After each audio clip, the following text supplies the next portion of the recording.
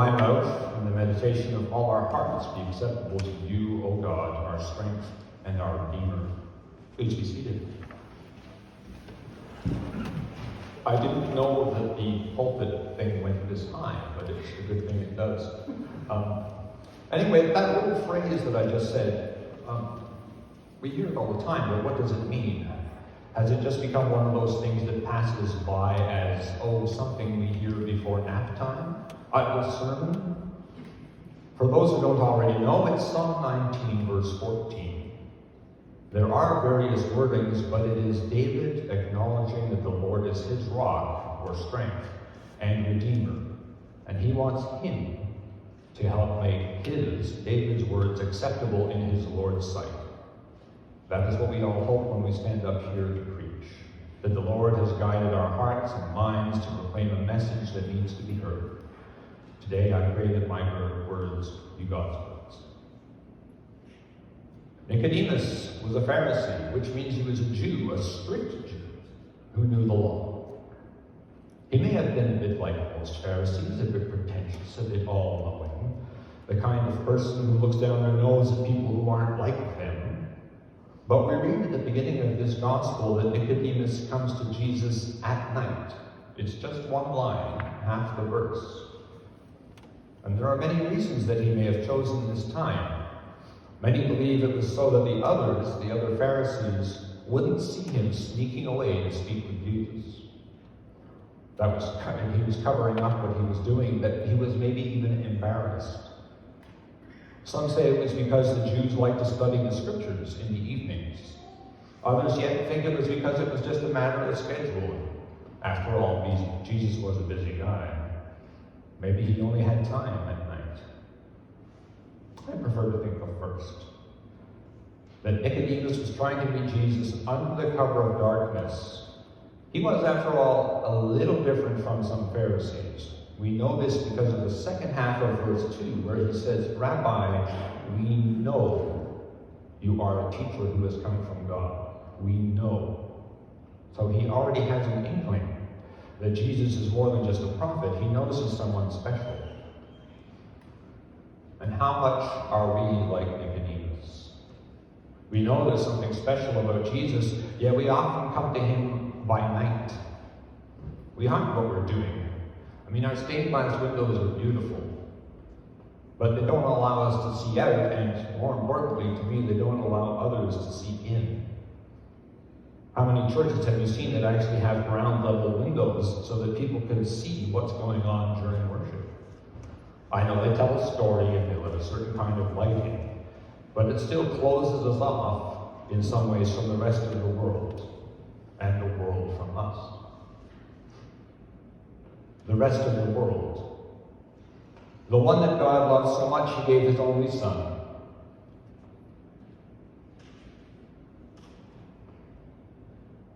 The world, here in the Greek, is a cosmos, defined as, quote, entity that is hostile to God's will, close quotes.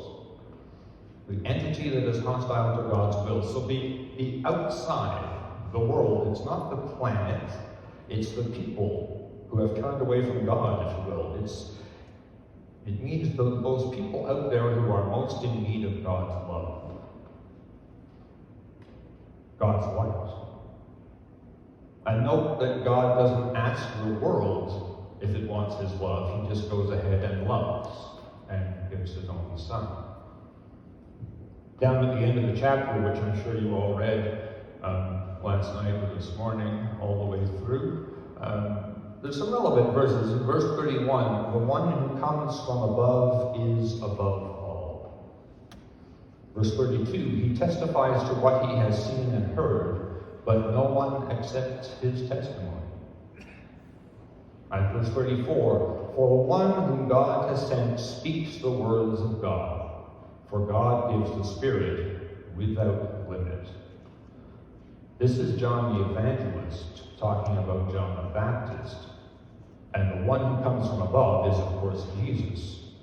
And are we not called to be like Jesus, to testify to what we have seen and heard? That's verse 32.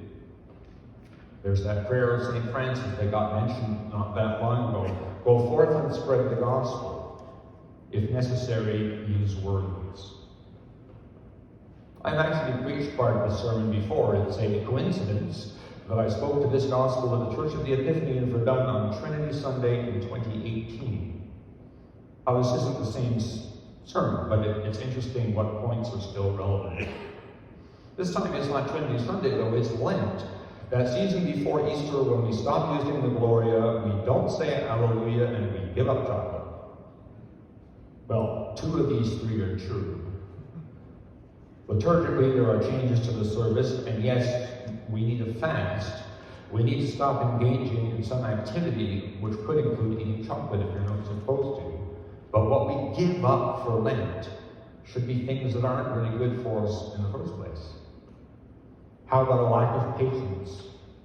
A resistance to change when that change is good and comes from God? Other things that are sinful in our lives. I've done it. I've used the big S word.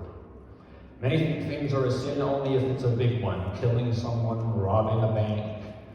But sin surfaces in so many areas of our lives. Take a look at something that's bothering you. Let's say worry. Did God create you to worry? No. Some of us worry more than others.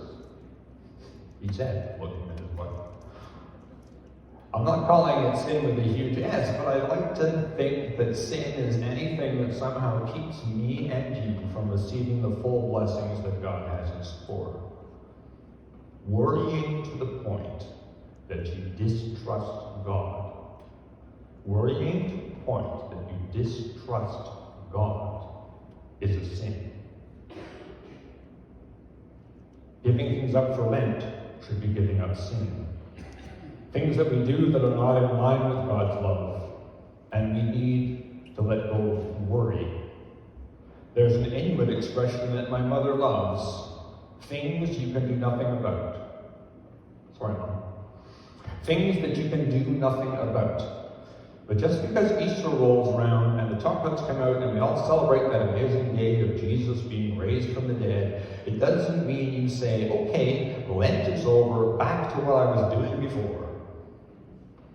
I think it should be a challenge all year, not just in Lent, to give something up, big or small, and leave it given up. By looking at our gospel, we sometimes hide in the way we approach Jesus. We tend, on the whole, to keep to ourselves, I think. Some of us are quite open about our faith, more forthcoming, living less at night, and more as children of light, as we are called to be. But most of us, I think, are less so. And that means we have to change. Change is all over the Bible.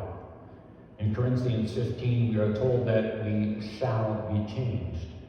In Romans 12, verse 2, which Brian mentioned is on the cover of the bulletin, we are called not to conform to the pattern of this world. There's that world again.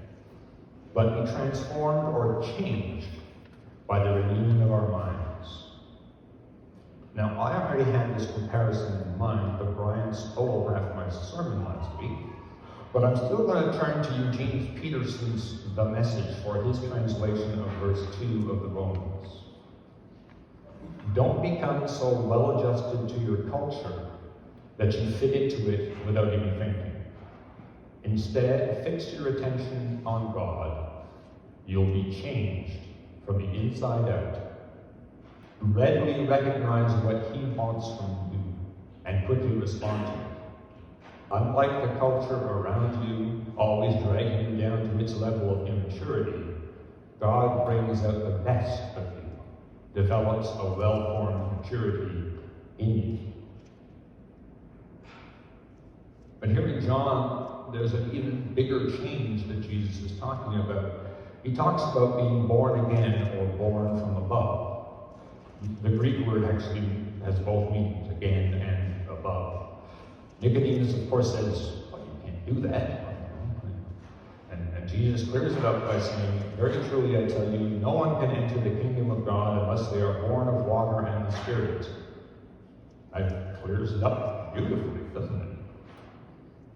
If you do a little research into what born again means to different denominations, it's staggering what you'll find out. Everybody seems to have a different take on it. Of course, in North America, we think of born again in a certain, shall we say, evangelical way. Not everybody is comfortable when you say born again. But Jesus talks about born of water and the Spirit. Could he be talking about baptism, born of water? Or is there more to it? Is it a gradual thing? Is it a sudden thing? Is it a one-time thing? Or are we continually born from above? Well, there are as many answers as there are questions. But one answer that works for me is drawn from my own experience. I was not baptized as a child. My parents just didn't have it done. They either didn't believe in it or thought that it was a decision I should be able to make on my own later in life. No matter, I grew up not going to church. By the time I was engaged, I was a semi-believing, most of the time churchgoer, because my wife was a churchgoer, who sang in the choir, because my wife sang in the choir. It's always about the girl. I figured I knew what was going. After all, I was a choir member. It was in the summer of 1995 that I visited a friend's church in Vancouver, and something happened. I won't give you all the details here and now. I would be happy to share that story with anyone who wants to hear it, but suffice it to say that something happened and I was changed. Everything suddenly started to make sense. I went from semi-believing to definitely believing. And for me, that was the moment I was born from above, changed, born again, whatever it is you would like to call it. I was later baptized and confirmed in the Anglican Church, this Anglican Church. Fast forward 28 years, and here I am talking to you about it. A lot has happened in that time, and not all of it has been easy. My faith has certainly not always been as rock solid as I would have liked. But when I waver, when I feel lost, I try to take myself back to 1995. And I know that somewhere deep within me is still that change, and that comforts me. So the question is always, does that make some people first-class Christians and others second-class Christians and others? Do we get merit badges for this sort of thing? No, of course not. But the more we are open to the Spirit, the more He makes us comfortable with who we are as Christians. And the more comfortable we are, the more likely we are to share with others. If not through words, then at least through our actions. We often hear people who say, or sometimes even feel ourselves, that God has turned away from us, is punishing us, has left us alone. Nothing can be further from the truth. It is we who turn, who walk less in the light of God, who come to turn our backs on Him. It is we who need to turn. I'll pull O'Brien and use that word, metanoia, which means to turn or even return. It's the exact same definition as repent. It means we have to turn back to God because He is always here. He never turns away. And in all this there is hope. Because even if we have made a complete 180 and turned away from God, His light still shines on our backs.